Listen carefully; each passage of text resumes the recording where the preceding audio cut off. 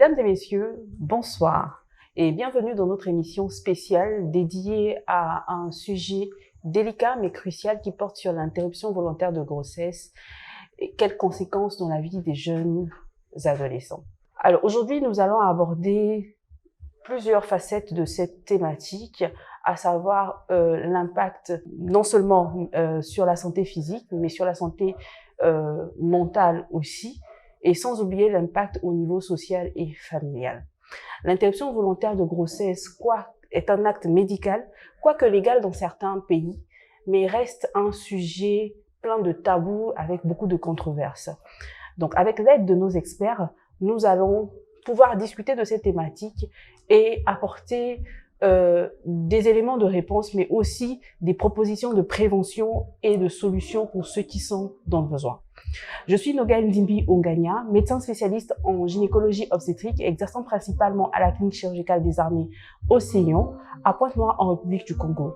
Et je suis accompagnée de monsieur Jules Rel Vukissa Vuka, psychologue, et aussi de madame Bonzouzi Loubaki Roselyne, gynécologue obstétricienne, exerçant principalement à l'hôpital régional des armées à Pointe-Noire. Mesdames et messieurs, une fois de plus, bonsoir.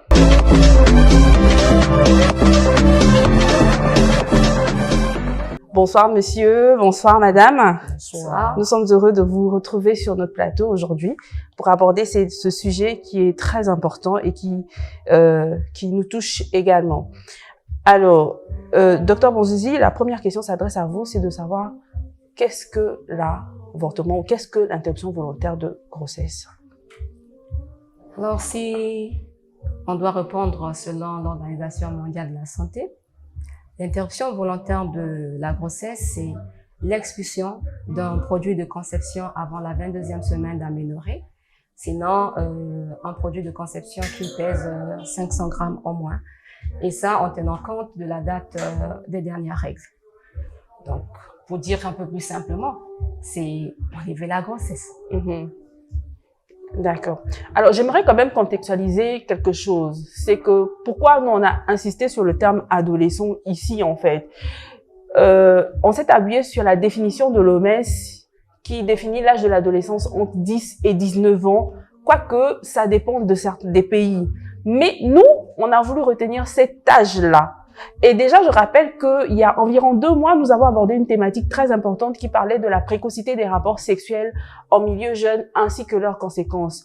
Et je vous invite à aller sur notre chaîne YouTube où vous allez retrouver l'intégralité de cette émission où on a abordé pas mal de choses, où on a appris que l'âge légal de la majorité sexuelle au Congo était de 18 ans, mais aussi que les relations sexuelles entre mineurs étaient un délit. Et donc, c'était des relations clandestines.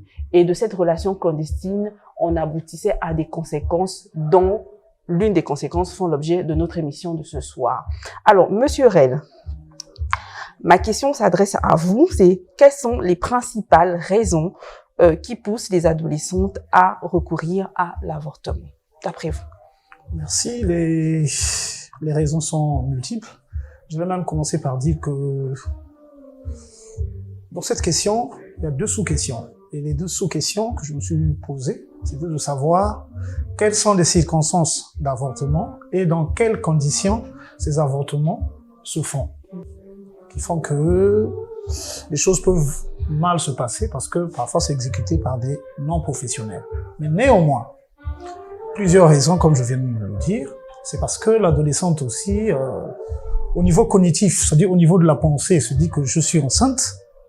Comment est-ce que ça va se passer? Est-ce que je serai jeune fille mère? Donc il y a ce refus parfois de cette nouvelle identité, la peur de représailles des parents et le côté conflictuel, c'est-à-dire que le conjoint parfois refuse sa grossesse, c'est-à-dire que l'irresponsabilité dans le sens que il y a un refus de la grossesse et tout ça fait que la jeune adolescente se dit que bon, comme le père n'est pas connu, il refuse. Je suis obligé peut-être d'aller vers l'avortement. Et en dehors de ça, puisque l'adolescente vit dans une communauté, dans un milieu, on peut parler aussi de la peur de la stigmatisation dans le quartier, par exemple, ou dans la famille. Mais il y a plusieurs raisons. Voilà. D'accord. Docteur Bonzizi, il y a quelque chose à ajouter par rapport à ça, d'après vous?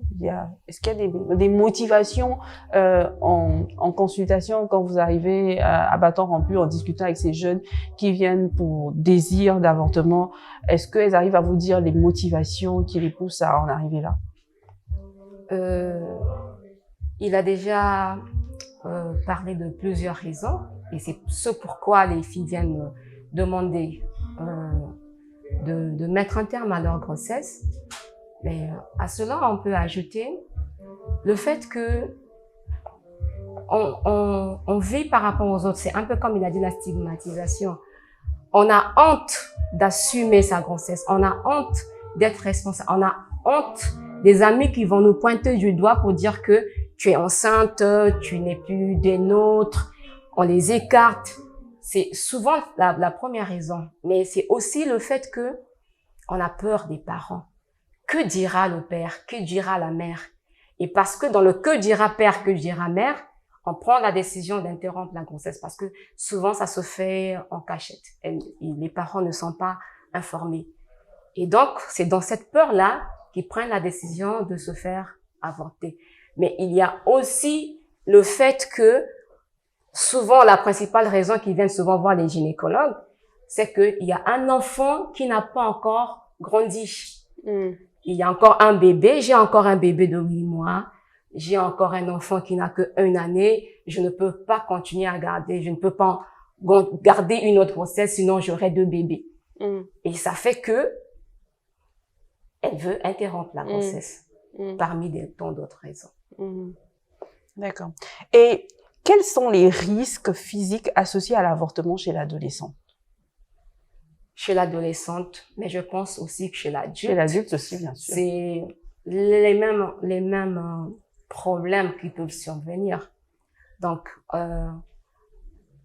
donc à l'immédiat, pendant l'interruption de la grossesse, surtout quand c'est fait par des mains non expérimentées. Mais ne vous en faites pas, les conséquences peuvent aussi arriver avec des mains expertes. Donc, à l'immédiat, on peut avoir une hémorragie. On peut avoir une hémorragie qui peut survenir par rétention des débris placentaires qu'on n'a pas tout enlevé et la personne va se mettre à saigner et il faut arriver à transfuser la personne. À l'immédiat, on peut avoir une perforation de l'utérus. On peut perforer l'utérus et finalement, des fois, on va jusqu'à perforer les intestins. Sinon, prendre les intestins, les ramener jusqu'au niveau du vagin.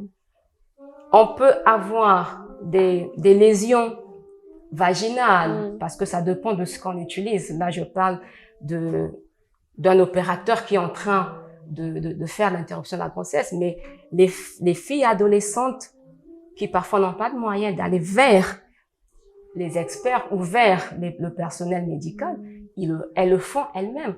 Parce que j'ai eu quelqu'un qui m'a dit qu'elle prenait les tiges de sakasaka, introduisait au niveau du col pour pouvoir ouvrir le col. Donc, tout dépend de ce qu'elle utilise. Avec ce qu'elle utilise, elles peuvent avoir des lésions au niveau du col, des lésions au niveau du ventre. Quand je dis lésions, je veux parler des plaies, d'accord? Ou encore, des plaies, une abrasion carrément du corps parce qu'on va prendre tous les comprimés, introduire au niveau du vagin. Donc, de façon immédiate, ce sont à peu près les conséquences physiques, mais à long terme, on peut aussi avoir d'autres conséquences. Parce que les trompes, au final, peuvent être bougées. Conséquence de l'interruption de la grossesse. On peut avoir une infection. Oui, surtout ça. Une infection qui va peut-être évoluer.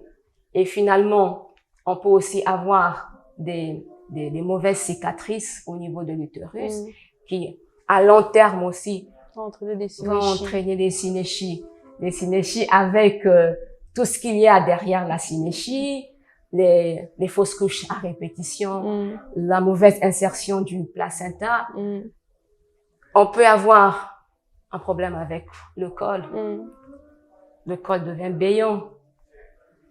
conséquences, en fait, des menaces des fausses couches, sinon des fausses couches, des accouchements prématurés. Voilà. On a plein de conséquences sur le physique qui sont liées à l'interruption volontaire de la grossesse. Je veux juste rapidement expliquer ce que c'est que synéchie avant que je ne reçoive une question pour me dire ça veut dire quoi synéchie. Alors synéchie, je prends un exemple banal, c'est-à-dire qu'on a les deux parois de l'utérus qui deviennent collées. C'est-à-dire que l'endomètre, les deux faces de l'endomètre, du moins il y a pratiquement plus d'endomètre en fait. L'endomètre a été tellement lésé et l'endomètre, pour faire simple, c'est l'espèce de couche. Je vais représenter un avocat. Voilà, votre utérus ressemble à un avocat et le noyau, on va dire c'est la grossesse. Et en absence de grossesse, imaginez cet avocat son noyau. Et voyez la fine membrane qui recouvre le noyau, ben c'est ça l'endomètre, d'accord? Et c'est ça qui peut augmenter de volume ou diminuer en fonction du cycle. Et c'est de là que viennent les règles, ok? Donc imaginez cet avocat son noyau et qui n'a que cette fine membrane. Et maintenant, la synéchie, imaginez cet avocat qui n'a plus cette fine membrane au milieu. Donc on a les deux chairs de l'avocat qui se colle. À ce moment-là, ça devient très difficile de porter une grossesse. Ça devient des fois, on a des femmes même qui n'ont pas de règles, hein, qui n'arrivent pas à saigner du fait de ce problème. C'était une parenthèse. Alors, Monsieur Ren, pouvez-vous nous expliquer les impacts psychologiques que l'avortement peut avoir sur les adolescents? Bon, c'est comme venait de dire le docteur Bandoussi, mais sur le plan psychologique, effectivement, il y a ce qu'on appelle d'abord la symptomatologie immédiate. Parce que tout dépend aussi de la nature de l'avortement. Parce qu'on sait que il y a parfois des grossesses, incestueuses. Où c'est deux cousins, où c'est le père avec la fille, tout. Donc, il se passe beaucoup de choses là-dedans. Au niveau de la symptomatologie, parfois on a le sentiment de colère, sentiment de persécution, sentiment de culpabilité, surtout si on est dans les croyances, disons que chez nous, dans la famille, nous n'avortons pas. Donc, il se passe beaucoup de choses qui peuvent toucher même l'esprit. C'est-à-dire que on a des troubles de sommeil, parfois perte d'appétit, on a toujours des pensées négatives. Pourquoi cela n'arrive qu'à moi? Qu'est-ce qui s'est passé réellement? Sentiment d'être abandonné. Donc, il se passe beaucoup de choses là-dedans. Et donc, au niveau de la symptomatologie, parfois, on voit même comment vous appelez ça, la déformation même de la démarche, puisque la personne a subi une certaine intervention chirurgicale. Maintenant, sur ce cas, j'ai même un cas très pratique, comme a fait le docteur Bandoussi tout à l'heure. Je suis tombé sur une adolescente qui, enceinte, a consommé, donc a fait recours à l'automédication, bien sûr, le jus du saca. On entend des choses, hein. Le chloraphénicol. Donc, il y a eu un mélange, et c'était une situation très difficile. Et cette dernière a toujours dit que je ne pourrais plus jamais avorter. Jamais, jamais, parce que les douleurs ont été vraiment très néfastes. Très néfastes. Bon. Maintenant, au niveau affectif, parfois on a honte de son propre corps. On se dit, mais qu'est-ce qui se passe? Il y a un rejet là, un rejet parfois des parents ou des sujets de sexe masculin, parce qu'on veut toujours, on pense que ce qui est arrivé, c'est tous les hommes qui sont comme ça. Donc, il se passe beaucoup de choses au niveau de la symptomatologie immédiate. Mais la symptomatologie va d'un sujet à un autre, parce qu'on n'a pas tous la même capacité de résilience. Voilà. D'accord. Alors, docteur Bandoussi tout à l'heure a parlé des conséquences à l'immédiat, à court et à moyen terme. Hein. Donc, à long terme aussi, justement, j'aimerais pouvoir ajouter, on a ces situations d'infertilité. Hein. Je crois qu'avec docteur Bandoussi, on reçoit pas mal de personnes comme ça qui arrivent en consultation pour désir de maternité. Et quand on pose des questions, on se rend compte qu'elle a eu à faire plusieurs IVG. Et des fois, on se rend compte qu'on a affaire à un utérus qui est totalement endommagé ou pas. Mais qu'à cela ne tienne, le facteur IVG revient souvent et souvent encore. Et c'est juste triste et c'est juste dommage parce que pour la plupart de ces jeunes adolescentes à l'époque, elle savait pas exactement ce qu'elle faisait en fait. En gros, j'ai presque envie de dire c'est comme si on ne leur dit pas tout en fait quand elles vont faire, elles décident de faire un tel acte. On ne leur donne pas toutes les informations, ce qui est malheureusement dommage. Pourquoi? Déjà parce qu'il faut qu'on le dise déjà. On est dans un pays où l'avortement n'est pas légal. Donc, ça se fait de façon clandestine, en fait. Et étant donné que ça se fait en cachette de façon clandestine, des fois, les moyens ne sont pas bons. Parce que je dirais, on compterait au bout du doigt le nombre de médecins, gynécologues, conscients des enjeux et surtout du fait qu'elles peuvent se faire arrêter d'aller pratiquer un avortement volontaire comme ça. Et beaucoup se retrouvent à les faire dans des endroits qui ne sont pas du tout commodes, en fait. Et c'est ce qui est dommage, en fait. Oui. Docteur? Oui, j'allais ajouter quelque chose. Je rebondis sur ce que vous avez dit. Vous savez que même une adolescente qui vient pour un avortement, ça dit que c'est un événement traumatisant. Donc, il y a déjà des antécédents. Et à côté des antécédents, c'est comme on vient de dire, c'est un avortement qui vient de se faire. Mais s'il y a la septicémie, puisqu'on vient de dire tout à l'heure, que parfois les conditions dans lesquelles se font ces avortements sont des conditions qui ne sont pas vraiment normales parce qu'ils le font de façon clandestine. Au niveau du cerveau, ça peut créer beaucoup de dégâts et peut emmener en trouble de comportement. En dehors de ça, il y a aussi ce qu'on appelle la frigidité. Voilà. La frigidité, selon le DSM-4, le DSM-4, la frigidité à 80% a des causes psychologiques. Voilà. Donc, les conséquences sont quand même nombreuses. C'est ce que je tenais à ajouter. Oui, dans la même lancée, c'est pour appuyer ce que Dr Nogaël venait de dire.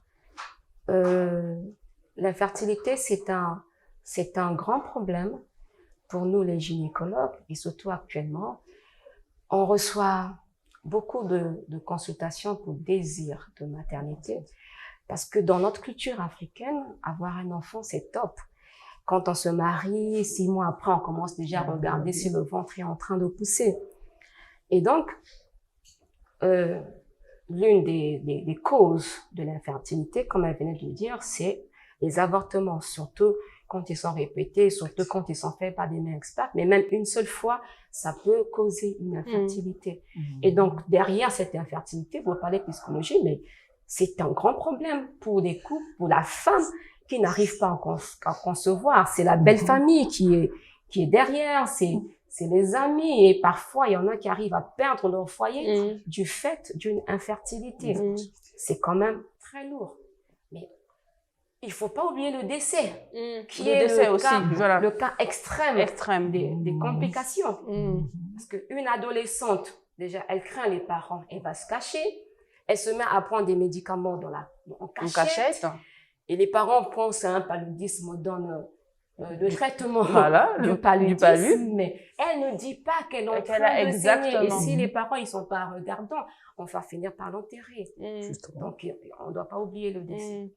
Surtout les décès, on en a eu beaucoup quand même, beaucoup en spécialité déjà, et même encore dans l'exercice aujourd'hui, on a eu pas mal de décès, des décès des personnes qu'on pouvait rattraper, malheureusement.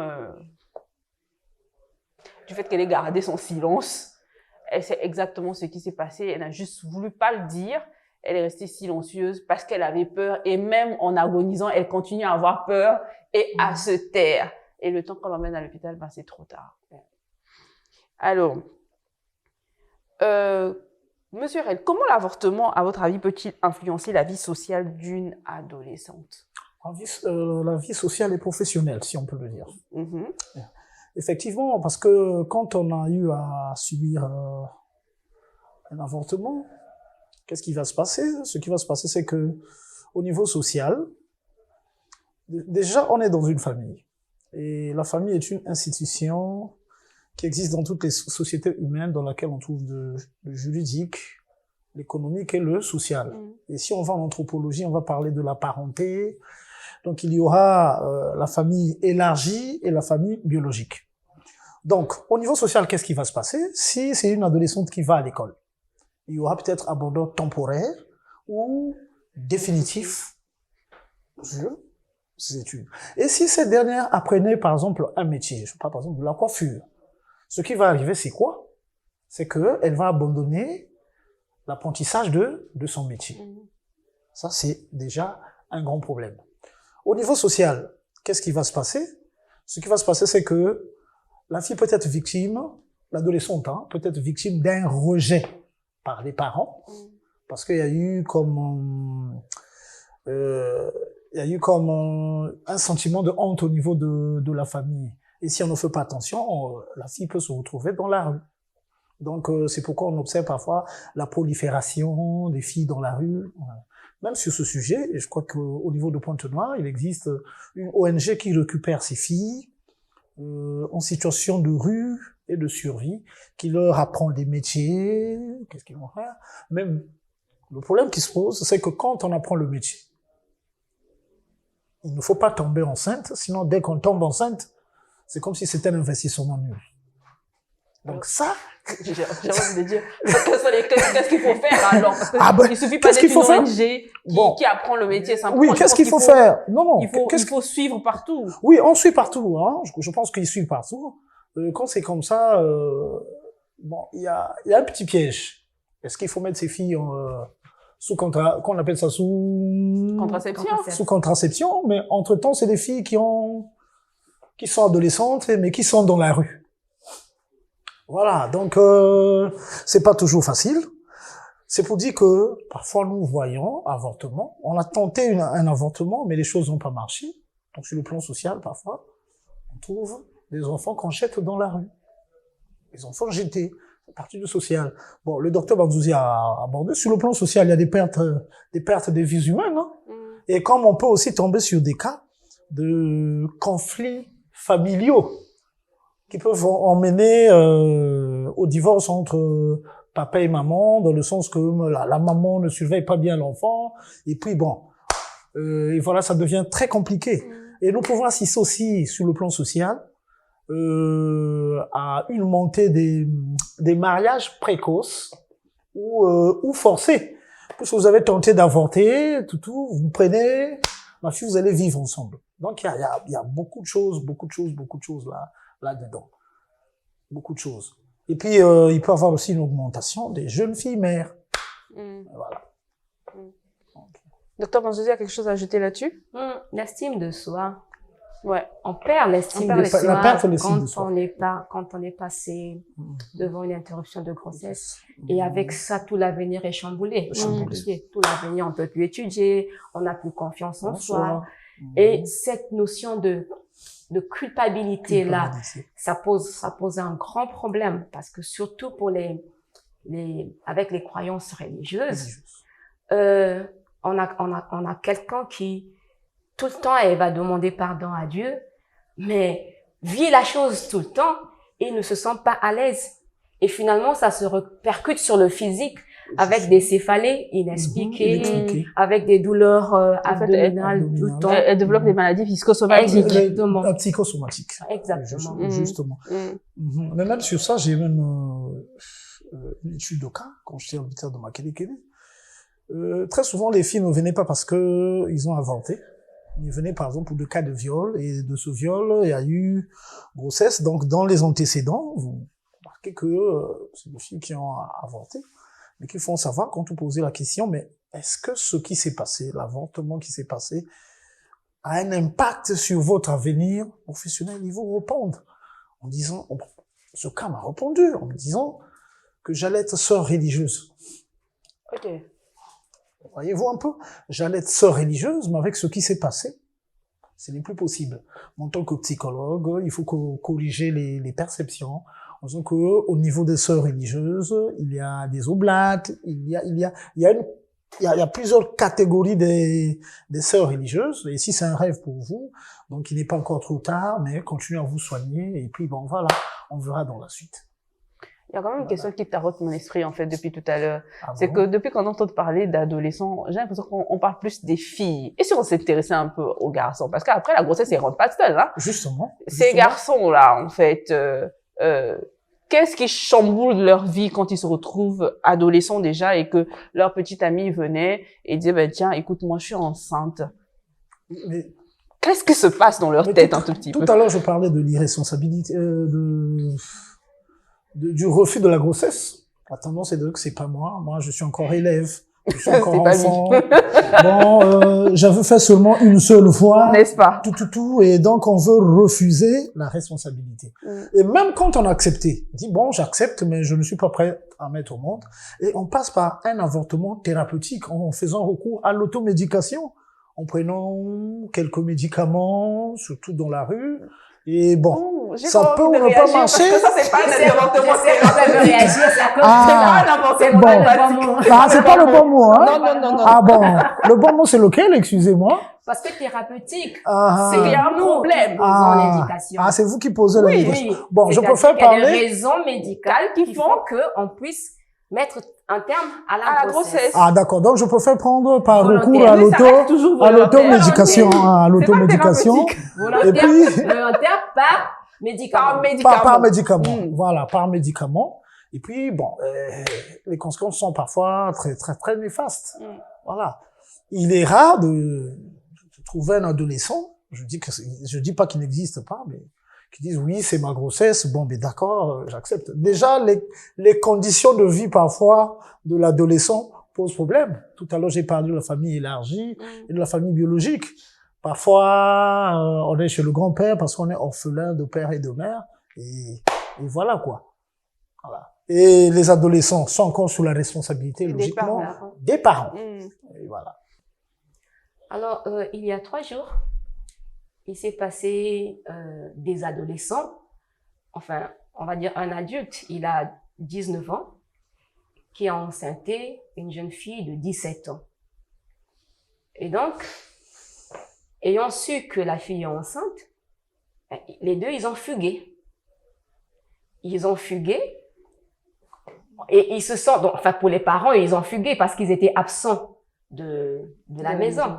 Mais en réalité, ils sont allés à la sortie de Pointe-Noire, on va dire, à la sortie de la ville, trouver un personnel médical qui pouvait faire cette interruption de la grossesse. Et donc, pendant 24 heures, les enfants sont introuvables. Et finalement, celui qui fait l'interruption volontaire de la grossesse, là, ça se passe mal. Elle s'est mise à saigner, ils avaient besoin de la transfuser, et ils ont dit au garçon, il faut qu'on opère, il faut qu'on ait de l'argent. Il faut donner de l'argent, il faut qu'on opère la fille. Dans cette panique-là, le garçon est obligé de rallumer son téléphone après 24 heures d'absence pour appeler de l'aide aux parents. Ça, c'est le garçon. Donc, c'est lui qui décide déjà. Et on ne sait même pas comment ils font pour savoir que c'est à 10 kilomètres qu'il faut aller faire l'interruption de la grossesse parce qu'ils savent que dans les grands centres, c'est difficile qu'on leur dise oui. Et dans cette façon de faire là, il y a eu complication. Et comme complication, la fille peut décéder, il est obligé de se rabattre auprès des parents, l'appeler. Donc ça, c'est celui-là qui se sentant responsable, mais après sa responsabilité dans un mauvais sens. Dans un mauvais sens. Justement, là, il y a des informations dans la rue. Ça, il faut pas qu'on oublie. La rue nous apporte des informations au niveau des adolescents. Et ils savent que si je vais à telle ou telle distance, cela peut se faire. Là-dessus, j'ai même témoignage. Quand j'étais au lycée, j'avais un ami, J'avais un ami, mais je m'étais écarté de lui. Parce que, il était dans ce circuit. Quand tu trouves une fille, il l'emmène chez un homme professionnel, l'avortement se fait, et puis il a ses pourcentages. Donc, carrément, vous comprenez? Voilà. Donc, c'est vraiment très compliqué. C'est vraiment très compliqué. C'est dommage. C'est vraiment dommage. Et puis bon, ce que j'allais ajouter, dans ce genre de situation que le docteur vient d'expliquer, parfois, quand l'adolescente sort, elle est peut-être déprimée. Bon, oui, il y a peut-être la dépression peut-être après. On ne sait pas parce qu'au niveau de la DCI, sur les maladies psychologiques, il y a des noms. Il y a les stress, il y a les PTSD, il y a la dépression, il y a. Au sorti, on ne sait pas qu'est-ce qui s'est passé. Parce que quand l'adolescent appelle, c'est dit que je imagine déjà qu'il y a eu la notion de stress. En ce moment-là, qu'est-ce que je fais? Ouais, Si la fille d'autrui meurt, qu'est-ce que je deviens? On s'interroge, il- et puis ça devient très difficile. il a dû réaliser justement les enjeux, Les en fait, enjeux, et que ça allait être chaud pour lui, en Justement. fait. Donc, l'idéal serait de ravaler sa petite fierté Et voilà. et de se rappeler qu'en fait, que ce n'est qu'un enfant et de se rappeler que, bah, autant appeler à l'aide, Oui, quitte à oui. être blâmé après, ce n'est Ouais, pas ouais. grave, mais au moins, je réagis. Quoique, la meilleure, c'est que nos petites sœurs, là, elles ont de ces informations que même nous-mêmes, quand on s'entend, on dit, mon chat, tu as eu ça où? Mais Tu justement, as appris ça où? non, mais c'est la rue. C'est la rue, c'est la rue, c'est la rue. La rue nous donne beaucoup d'informations et souvent, ce sont les fausses informations. Alors, la question suivante s'adresse à Dr Bonzuzi. Est-ce que vous pensez que les adolescents ont un accès facile aux informations, surtout en ce qui concerne l'éducation sexuelle ou bien la contraception, par exemple? J'ai envie de dire non. Ouais, moi aussi, j'avais envie de dire non. J'ai envie de dire non. C'est vrai qu'actuellement, il y a des réseaux sociaux, les enfants vont dans les réseaux sociaux. C'est bien parce qu'on apprend certaines choses. Mais aujourd'hui, les réseaux sociaux, c'est un fourre-tout. Et c'est tout le monde qui dit tout. Et comme c'est pas censuré, il y a des informations qui sont fausses que les gens voient dans les réseaux sociaux. Les adolescentes ou les adolescents, je pense qu'ils n'ont pas l'accès à l'information, à la bonne information. À la bonne information, oui. Pourquoi je le dis?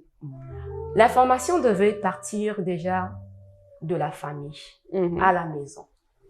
À la maison, je pense que les parents devaient être capables de parler de la vie sexuelle, de l'activité sexuelle, des conséquences des rapports sexuels déjà à la maison. Ça aurait facilité la tâche. Deuxième endroit, à l'école. À l'école, moi, je sais que souvent, les femmes m'amusent quand elles viennent en consultation, quand on leur demande « Votre cycle dure combien de jours ?» Elles répondent spontanément 28 jours. Ouais, c'est spontané, 28 spontané. jours.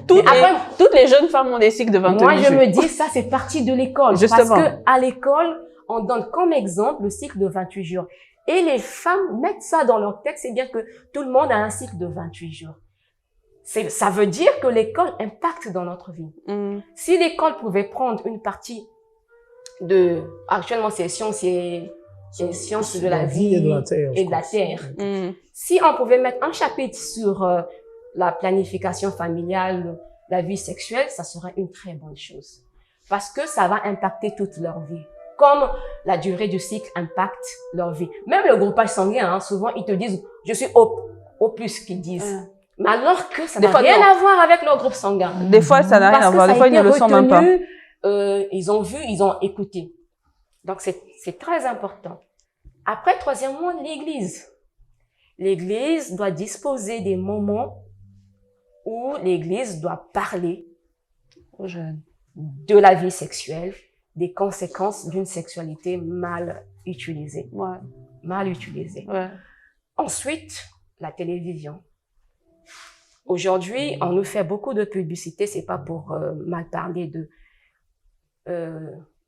3 boissons alcoolisées à 1000 francs. Les gens, ils vont. Mais pendant qu'on fait passer ces spots-là, on peut nous mettre des petits spots d'éducation de la sexualité, par exemple. Des spots pour la planification familiale, par exemple. Ça permet à ce que les gens captent quelque chose. Malheureusement, c'est la rue qui éduque. Malheureusement. Et la rue éduque très mal. La rue éduque très mal.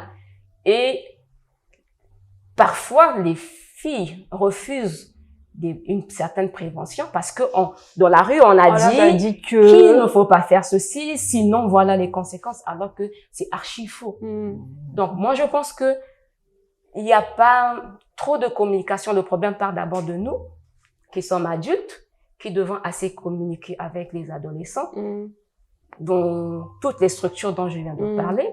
Et puis bon, à l'hôpital, on doit être ouvert à recevoir, à répondre aux questions si jamais les adolescents arrivent.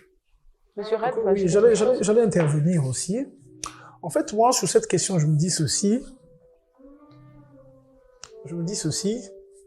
À l'école, nous apprenons, à l'école, il y a des notions sur la sexualité. Mais malheureusement, c'est des notions théoriques. Il n'y a pas trop de pratique. La personne, c'est-à-dire que l'élève, comme on disait à l'époque, l'élève avale, fait la mémorisation, mais sans pourtant être très pratique, sans pourtant avoir la pratique, parce que c'est un cours qui est théorique. C'est le 1. Au niveau de l'Église, la loi de 1901 stipule que l'Église doit aider l'État sur 3 dimensions. L'éducation, la santé et le social. Donc, il y a des églises qui ont des dispensaires, qui ont des directions femmes et familles, jeunesse de l'église, ainsi de suite. Et c'est ces sujets que l'on devrait aborder, inviter des spécialistes, essayer un peu de donner des notions, afin d'atteindre certains objectifs. Ça, c'est une possibilité aussi. Maintenant, la rue.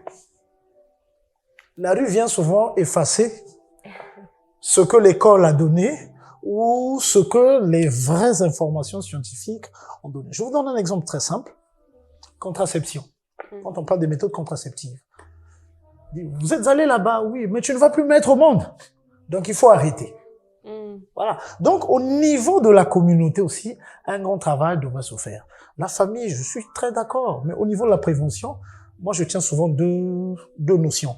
Il y a la formation et le renforcement sur les sensibilisations. C'est très, très, très important. Très, très important parce que tant qu'on n'est pas formé, on donnera les fausses informations. Effectivement. On peut être parent, mais si les informations que vous avez sont erronées, ce sont les mêmes informations qu'on va donner au niveau des enfants. Et les enfants retiennent ce que papa a dit est vrai. Alors que il y a des choses parfois à corriger. Quand vous allez dans la communauté ou bien dans nos familles, la perception de la sage-femme, c'est l'accouchement. Alors que la sage-femme peut aussi expliquer pas mal des choses sur la planification familiale, sur la CPN, sur ce sujet. Au niveau de Pointe-Noire, nous avons fait beaucoup de descentes dans les écoles. Et ça n'a pas été un hasard. Au niveau de Pointe-Noire, il y a beaucoup d'écoles techniques. Or, que ceux qui sont dans l'enseignement professionnel et technique ne font pas souvent biologie. Ils font souvent électricité, surtout ceux qui sont en industrie électricité, mécanique, bâtiment. Maintenant, ceux qui font des séries financières ou commerciales, j'allais dire, économie, comptabilité, gestion. Donc, du coup, dans leur cursus, ils n'ont pas la biologie. Ils n'ont pas la biologie. Et ça, c'est un problème. Et c'est ce qui a fait, qui nous a permis, ayant étudié cela, il faut venir renforcer. Nous partions dans ces écoles avec l'appui de certains directeurs départementaux, lorsqu'ils nous donnent des notes facilitant notre accès dans les établissements qui sont sous leur tutelle. C'est ce que j'allais ajouter. Ouais, d'accord. Et pour Docteur, vous voulez ajouter quelque chose? Oui, je voulais dire, en fait, quand il a parlé de la pratique, Attention, il faut bien arranger les ordres. Ah, bon. Attention, pratique. Bon, pratique pas. La vie sexuelle. Non. Pratique sur la vie sexuelle. Oh, mais non. Comment voulez-vous qu'on pratique? Mais il y a des mannequins, ça dit quand un cours c'est-à-dire que quand un cours est mémorisé, c'est-à-dire que, bon, il n'y a pas de laboratoire. Je voulais parler des labos, en fait. C'est très difficile. On peut pas faire les SVT sans laboratoire. Non, mais c'est déjà très important d'en parler à l'école. Je pense que c'est très important. J'espère qu'il y aura une voix qui va nous écouter dans l'enseignement, qui va peut-être introduire cette notion-là. C'est déjà important d'en parler parce que même s'ils mémorisent, il y a toujours quelque chose qui est resté. On a quand même déposé quand même une semence, en fait. Qui est quand même restée, qui peut servir dans l'avenir. Et puis, il y a les médias aussi. Oui, il y a les médias aussi. Les médias, quelles sont les émissions qu'ils nous proposent? Existe-t-il des émissions qui parlent de la sexualité? Point d'interrogation, j'allais dire. Parce qu'aujourd'hui, il y a des radios communautaires. Il y a des radios communautaires dans lesquelles les gens peuvent passer, animer des émissions. Question d'informer la population. Voilà.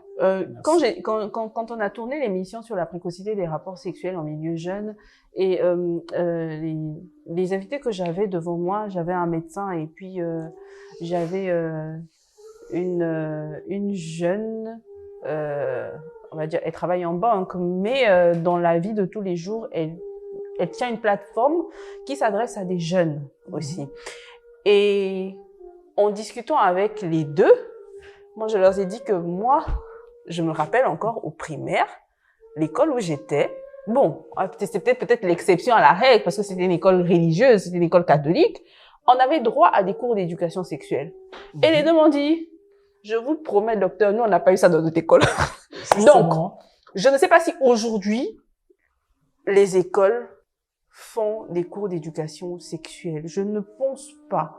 Parce que j'ai même presque envie de dire que même l'éducation civique, même déjà dans certaines écoles, ont disparu.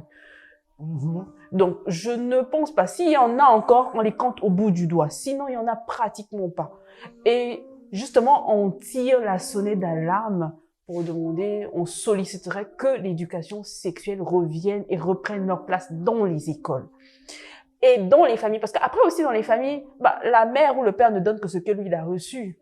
C'est ce que je si elle-même, on ne l'a pas appris ça, que voulez-vous qu'elle fasse? Justement, c'est ce que Comment voudrez-vous qu'elle éduque son enfant sexuellement ou que ce papa-là puisse faire asseoir son fils pour lui dire, écoute, garçon, tu es devenu un jeune garçon. Faut faire attention. Tes hormones, tes puissances sexuelles sont en train de monter. À un moment donné, tu voudras aller avec les femmes. Mais quand ça va arriver, fais attention. Voici comment il faut éviter certaines situations. Combien le font? Bon, ils le font, mais d'une façon brutale. C'est l'armée. Voilà. Le jour que j'apprends que tu as enceinté une femme. Mais est-ce que cette méthode marche? Non, la méthode, je te sors de chez moi et ton assiette sera... On va casser. Voilà. Est-ce que ça marche? Non, c'est la méthode qui n'est pas bonne, en fait. qui n'est pas bonne. Il n'y a pas trop de pédagogie là-dedans. C'est pourquoi quand je suis avec les jeunes adolescents, je les invite toujours à avoir une vie associative. Elle est très, très importante parce que beaucoup de choses peuvent s'étudier dans la sexualité, dans ces milieux-là. Aujourd'hui, par exemple, on parle de la CBF, je crois, l'association pour le bien-être familial, qui font des descentes aussi dans les écoles, qui ont des cellules des jeunes, qui animent sur la sexualité. Donc, par là, je voulais dire qu'il y a le ministère de la Santé, ou bien il y a l'État, mais l'État aussi a des partenaires. C'est-à-dire que des partenaires sur des questions liées à la sexualité, par exemple. Il y a des organisations des Nations Unies, il y a des ONG, il y a. Et tout cela, une fois qu'on court, ou bien qu'on soit ensemble, on peut toujours faire des choses extraordinaires. Extraordinaires. Et puis, j'allais aussi dire, cette question est pluridisciplinaire. Il n'y a pas seulement l'agent de santé, il n'y a pas seulement l'enseignant, il y a des artistes, il y a les journalistes, les pasteurs. Moi, je me rappelle mon cours sur la reproduction, je crois au CM2, mais le monsieur prend le préservatif, il dit, hey, celui qui rit dehors. Donc, il fait semblant, bon. Donc c'est pas toujours facile. Il faut trouver des stratégies sur le plan pédagogique pour que nous ayons des très belles réponses. Voilà. Les réponses multisectorielles. Ouais. Et quelque part aussi, j'attire aussi l'attention aussi des églises. Ouais, parce que l'église n'est pas seulement un lieu où on apprend à prier. Je pense que on apprend beaucoup plus de choses dans nos églises que même à la maison. Et l'église influence de beaucoup les familles, ça influence beaucoup les sociétés. Et donc, au niveau des églises, il faut qu'on fasse les choses correctement. Il faut qu'on se dise des vérités. Il faut qu'on fasse les choses correctement. Il suffit pas d'établir que des programmes de prière à longueur de semaine. Vous avez des jeunes à disposition. Qu'est-ce que vous faites de ces jeunes? C'est bien beau de leur dire, abstenez-vous. Je suis d'accord pour l'abstinence. Je suis très d'accord. Mais quand il s'agit de parler d'éducation, est-ce que vous prenez le temps de vous asseoir avec les jeunes de vos églises et de leur parler d'éducation sexuelle, de leur faire comprendre pourquoi vous souhaitez qu'ils s'abstiennent? Parce que on a l'impression qu'on dit abstenez-vous parce que si c'est un péché. Oui, c'est un péché, je suis d'accord, mais entre-temps, vous me faites peur avec cette histoire. Ou bien? C'est pas parce que tu m'as dit que c'est un péché. Et c'est pas parce que tu m'as dit que je ne vais pas pécher. Je peux le faire dans le dos. Je peux aller le faire dans le dos et puis, le pasteur ne m'a pas vu. Voilà.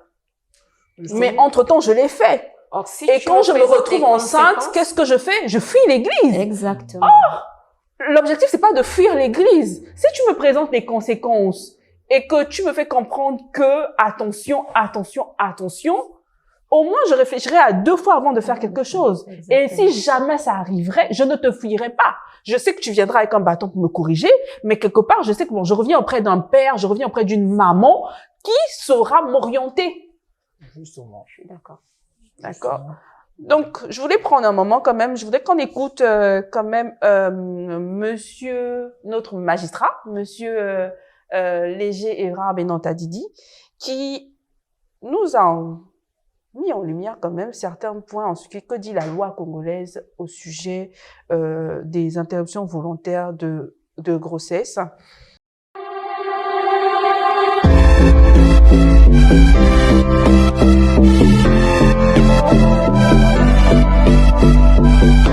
Nous allons répondre à la première question que nous sommes posée, c'est de savoir si l'interruption volontaire de grossesse est-elle légalisée au Congo.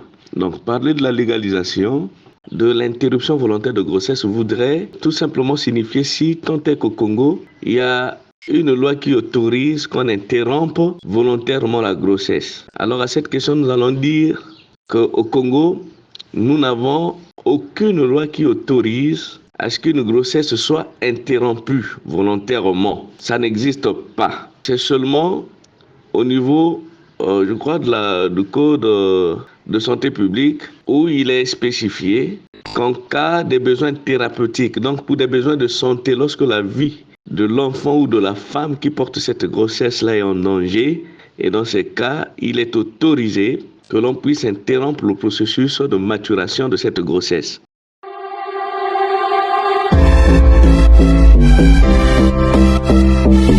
Il n'y a pas de loi qui autorise l'interruption volontaire de grossesse. Donc, ce qui veut dire partout ça se fait, c'est un délit.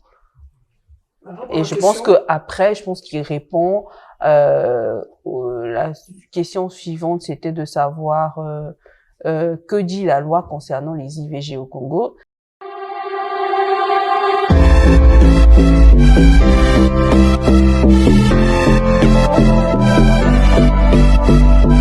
Alors, la deuxième question que nous sommes posées est celle de savoir ce que dit la loi à propos de l'avortement. Alors, comme nous sommes dans le contexte congolais, il nous faut retenir qu'il y a une disposition de la loi pénale qui prévoit et réprime le délit d'avortement. Donc, il faut retenir que l'avortement est à la base un délit. Mais s'il résulte de cet avortement des conséquences qui sont fâcheuses, on peut citer par exemple le décès de la personne sur qui est pratiqué l'avortement. Là, on en arrive à des cas de délit et de crime. Alors, il va sans dire que nous avons une disposition phare dans notre loi congolaise qui prévoit et réprime l'avortement au Congo. C'est l'article 317 de notre code pénal. Il est écrit ce qui suit. Quiconque, par aliment, breuvage, médicament, manœuvre, violence ou par tout autre moyen aura procuré ou tenté de procurer l'avortement d'une femme enceinte ou supposée enceinte, qu'elle ait consenti ou non, sera puni d'un emprisonnement d'1 an à 5 ans et d'une amende de 120 000 francs à 2 400 000 francs. L'emprisonnement sera de 5 ans à 10 ans et l'amende de 120 000 francs à 4 800 000 s'il est établi que le coupable s'est livré habituellement aux actes visés au paragraphe précédent. Sera puni d'un emprisonnement de 6 mois à 2 ans et d'une amende de 24 000 francs à 480 000 francs la femme qui se sera procuré l'avortement à elle-même ou aura tenté de se le procurer ou qui aura consenti à faire usage des moyens, elle, indiqués ou administrés à cet effet. Les médecins, officiers de santé, sages-femmes, chirurgiens, dentistes, pharmaciens, ainsi que les étudiants en médecine, étudiants ou employés en pharmacie, herboristes, bandagistes, marchands d'instruments de chirurgie, infirmiers, infirmières, masseurs, masseuses qui auront indiqué, favoriser ou pratiquer les moyens de procurer l'avortement seront condamnés aux peines prévues au paragraphe 1er et 2 du présent article. La suspension pendant 5 ans au moins ou l'incapacité absolue de l'exercice de leur profession seront en outre prononcées contre les coupables. Quiconque contrevient à l'interdiction d'exercer sa profession prononcée en vertu du paragraphe précédent sera puni d'un emprisonnement de 6 mois au moins et de 2 ans au plus et d'une amende de 240 000 francs au moins et de 2 400 000 francs au plus ou de l'une de ces peines seulement. Alors, nous voyons déjà toute l'économie et toute la batterie de l'incrimination se rattachant à l'avortement.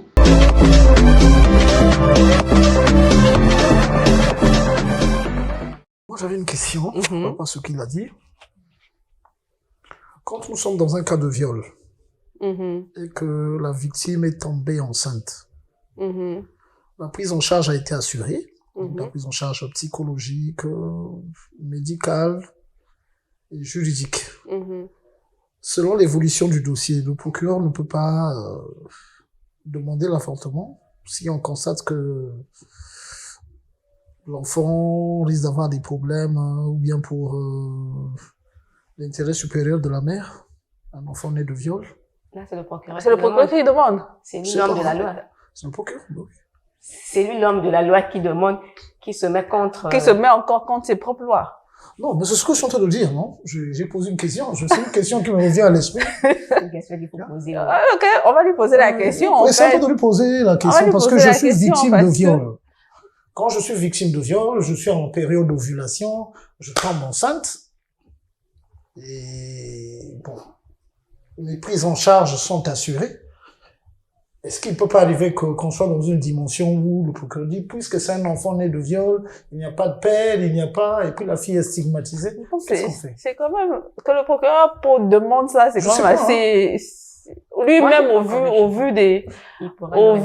vu de toutes les implications, je crois qu'il réfléchira à 2 fois avant de demander ça ou voilà. Bon, on va quand même lui demander, hein. Et il va peut-être nous parlez-lui un peu d'un cas de viol avec grossesse. Un cas de... Qu'est-ce que dit la loi par rapport à ça, en fait? Victime de viol, qui tombe enceinte, c'était sûr, la maman n'aimera pas d'abord cet enfant-là. Non, ça va être difficile. Ça va être un peu difficile. Et c'est un enfant qui vient dans des conditions qui ne sont pas prévues, et puis bon.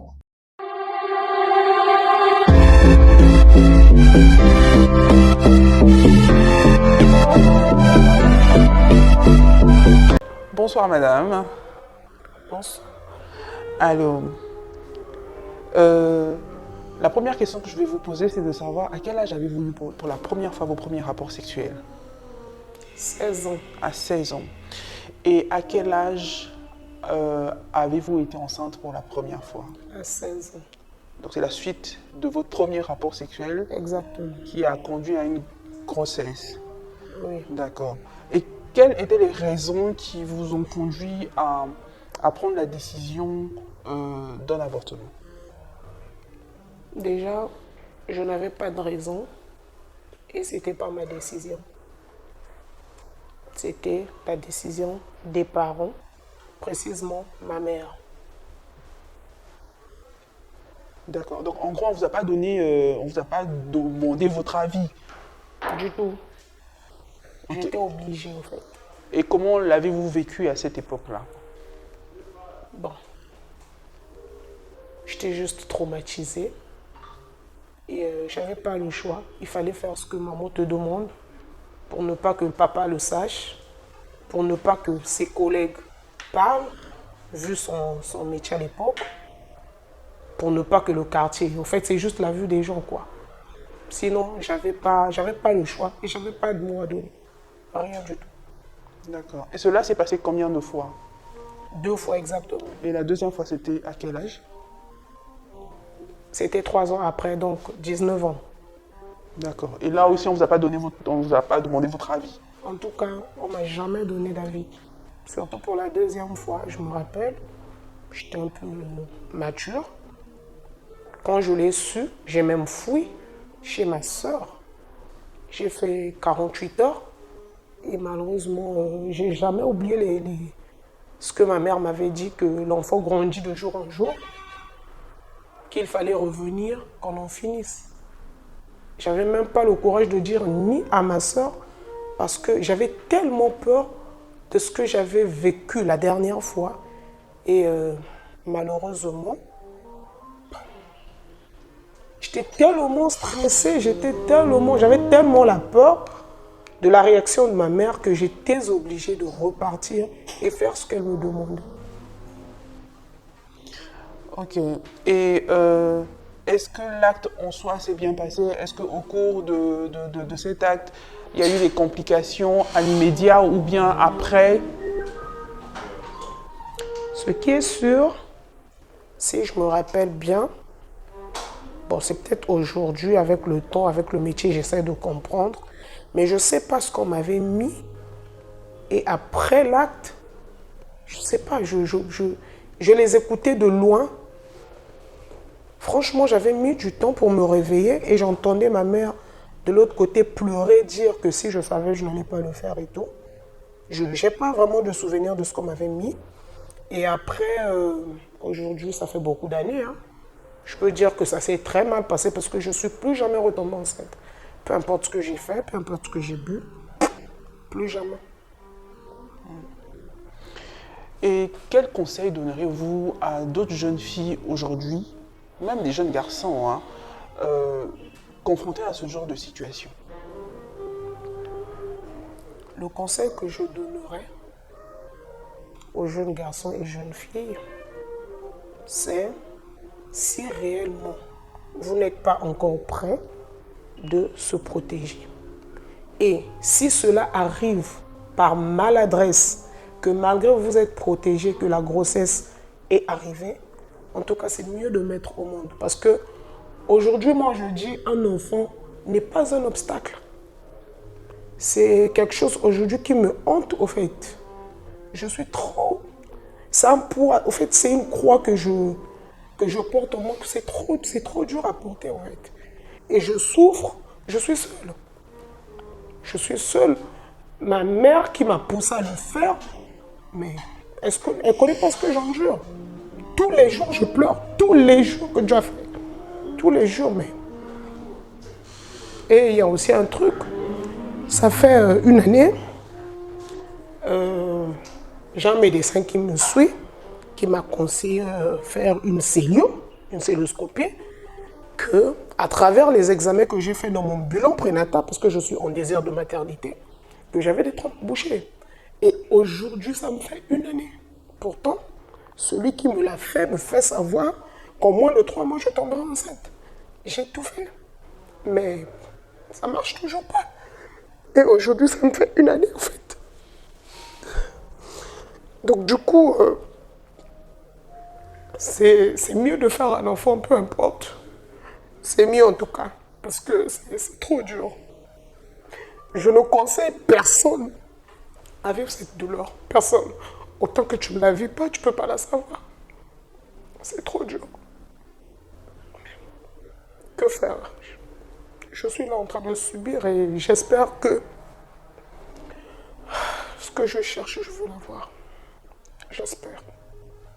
Et que direz-vous aux parents aujourd'hui? Qu'est-ce que vous leur direz? Qu'est-ce que vous leur conseillerez face à leurs enfants? Ce que je dirais aux parents, en plein 21e siècle, laisser les enfants décider. C'est vrai que les parents voient le futur de leurs enfants. Aucun parent ne souhaite du mal à son enfant, c'est vrai. Mais les parents n'ont toujours pas raison. Toujours pas raison. C'est mieux que cette décision, si je l'avais prise de moi-même, ça n'allait pas me peser. Ça me fait le plus mal, c'est parce que je l'ai fait de force. J'ai été obligée. Et malheureusement, je suis la seule à payer de cette obligation-là. Donc pour conclure, il faudrait laisser l'enfant prendre sa propre décision. Peu importe ce que ça va lui coûter, c'est pas grave. Elle saura surmonter sa propre décision.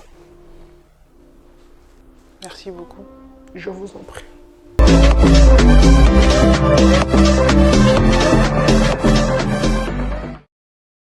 Alors, nous avons tous écouté tout à l'heure le témoignage que nous avons écouté tout à l'heure. Je ne sais pas si quelqu'un a un mot à dire par rapport à cela. Il y a beaucoup de choses là-dedans. Il faut déjà arrêter de culpabiliser. Ce qui s'est passé, c'est pas de votre faute. Et j'ai cru entendre que c'est maman qui me poussait à. Et moi, je peux vous comprendre que à ces âges-là, 16 ans, 17 ans, on est encore sous le joug, sous la domination des parents. Ce que je veux vous dire, continuez avec les traitements, soyez très forte, ne vous arrêtez pas. Alors, c'est un témoignage poignant. Ça résume à peu près ce qu'on est en train de dire. On a fait une interruption de la grossesse et même si ça a été dirigé par la mère, mais ça reste une interruption de la grossesse. Et voilà des années après, comment la personne vit la chose. OK? L'avantage avec ce témoignage, c'est que la personne a continué à vivre, à une profession, à trouver quand même un mariage. Mais la personne vous dit qu'elle pleure tous les jours. Est-ce que vous vous rendez compte de cette douleur que l'on doit porter tous les jours? Tous les jours. Et aujourd'hui, cette personne veut avoir un enfant. Mais malgré les traitements, l'enfant ne vient pas. Ça fait mal. Ça fait très mal. Ça fait mal d'aller à la maternité accompagner les autres et ne pas y aller. Ça fait mal. Et les hommes, je ne sais pas combien de temps ils tiennent, mais souvent, au bout d'un certain moment, ils lâchent, ils vont faire des enfants ailleurs. Et ça fait mal à la femme, ça blesse la femme. Et tout ça, pourquoi? Pour un acte qu'on a eu à faire quelques années avant. Ça fait mal. Je suis d'accord. Pour moi, tant qu'on a encore ces règles, qu'on n'est pas encore ménopausé, tout peut encore arriver. Mais je veux saisir ce témoignage pour passer le message aux adolescentes. Pour dire, voilà ce qui peut arriver. Aujourd'hui, on vit la chose, on se dit, ah oui, je suis sauvée, j'ai avorté, les parents n'ont pas su. Les parents n'ont pas su. Et le quartier n'est pas au courant. Mais dans 10 ans, on a trouvé un foyer stable, on veut maintenant faire des enfants, ça ne vient pas. Et ça fait mal de vivre cela tous les jours. Tous les jours. Et je pense que, quand on est touché psychologiquement, c'est même plus difficile que lorsqu'on est touché physiquement. Donc, je crois que c'est un témoignage qui est là pour éduquer, pour faire comprendre aux adolescents de ne pas participer à ça. Moi, j'aimerais parler de ce qui empêche aussi les adolescents d'aller vers la planification familiale. D'aller vers la planification familiale. Dans notre culture, si la jeune fille prend un préservatif et met dans le sac, elle est vue comme une prostituée légère, ce qui n'est pas normal. Aujourd'hui, je pense que, je disais à quelqu'un récemment, elle a déjà eu à avoir des rapports sexuels. On va pas lui dire d'arrêter. elle ira le faire. Tant que ça ne vient pas d'elle, qu'elle se dise j'arrête, elle va le faire. La preuve, vous avez suivi le témoignage, on a eu une grossesse, on a enlevé mon écart, tu es parti chercher une deuxième encore. Parce que la tête n'a pas organisé qu'il faut que je fasse attention, il faut que...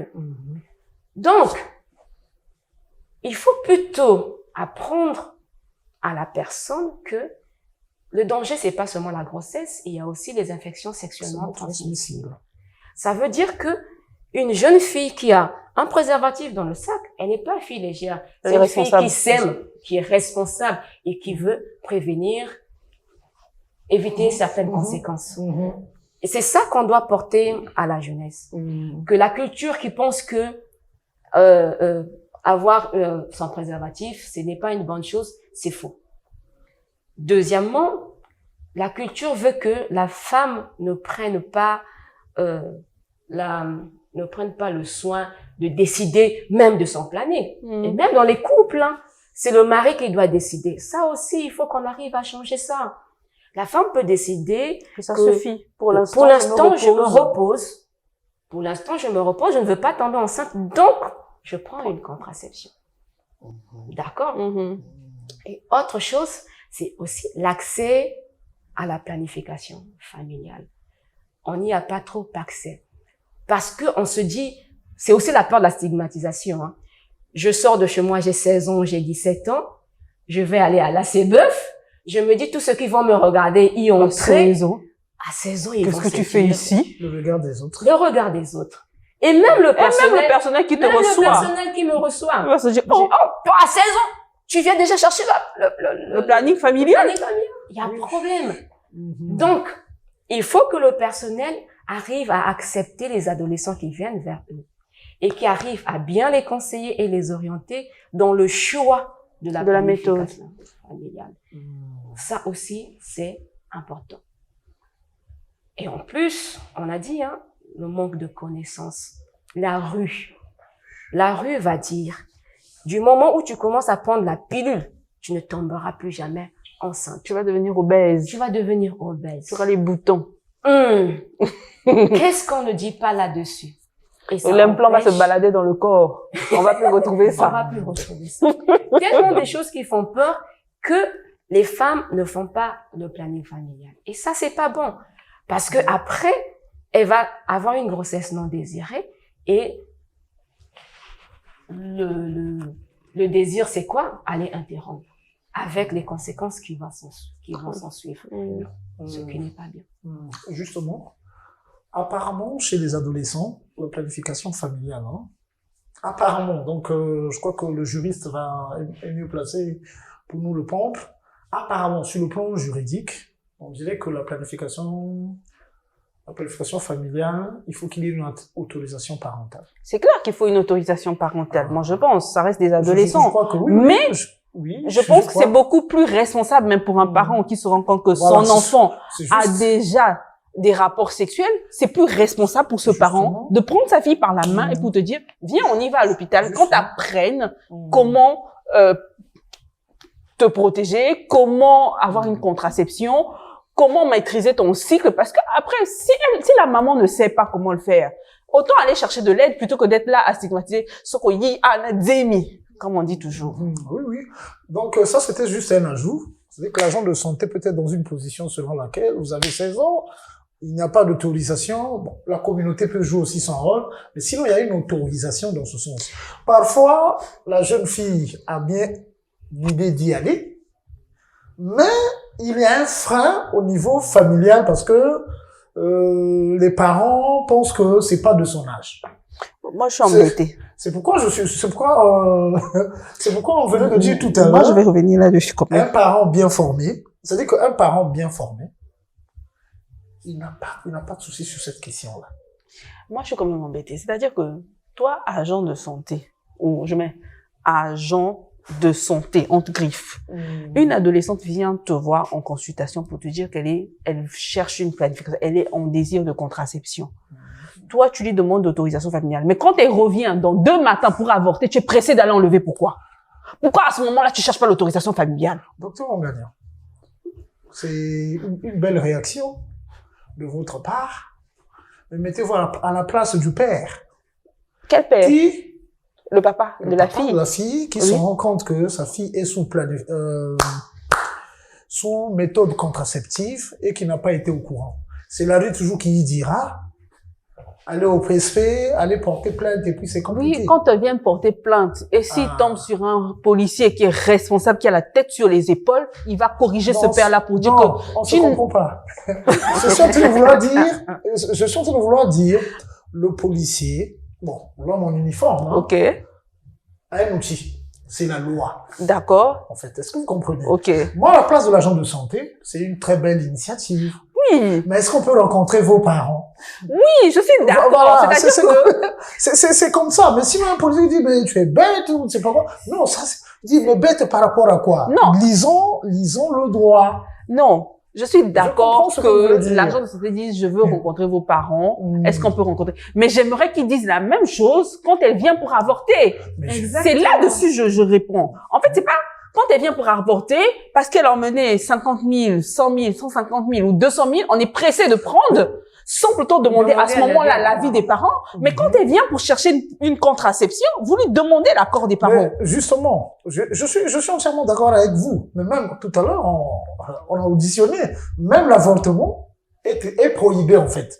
Donc l'agent de santé qui prend de l'argent, dans sa conscience, il sait que l'avortement que je suis en train de C'est faire, interdit. c'est interdit.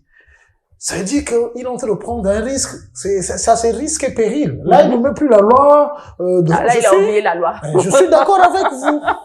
Je suis très d'accord avec vous.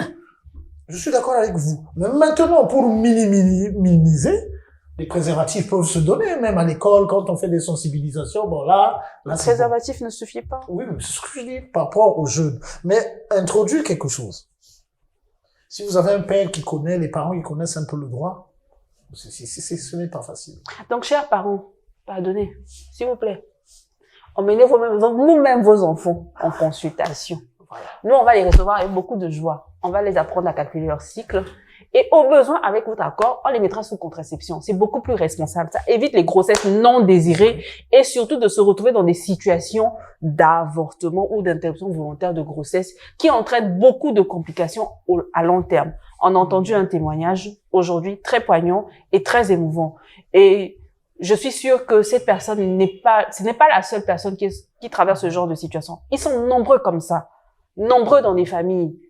Alors, pour éviter ce genre de situation, s'il vous plaît, pardonnez. Nous, on est disposés à recevoir. Envoyez-nous les enfants, pardon. Justement, c'est ça. Donc, je reviens sur mon mot de la fin maintenant.